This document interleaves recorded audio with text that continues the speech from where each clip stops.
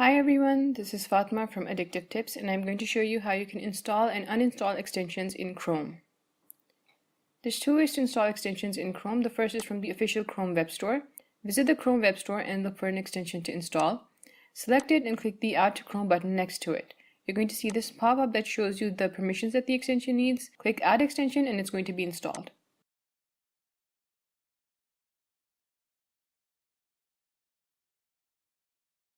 The second method is for sideloading extensions, and this method is used when you have to install extensions that are not available in the Chrome Web Store. To install them, what you need to do is click this More Options button at the top right here, and from the menu you want to select More Tools Extensions.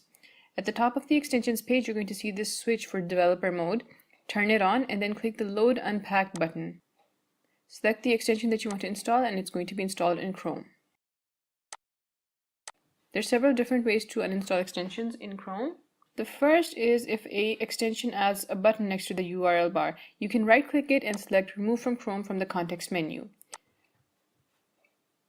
The second method is to go to the extensions page. Again, click the More Options button, select More Tools Extensions, and on the extensions page you're going to see every single extension that's installed in Chrome.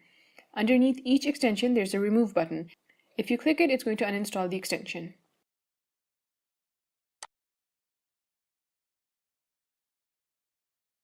The third way to uninstall an extension from Chrome is to visit the extension's Chrome Web Store page.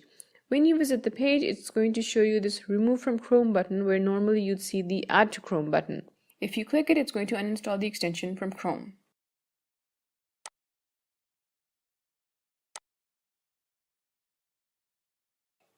Thanks for watching. I'll see you later with more tech tips.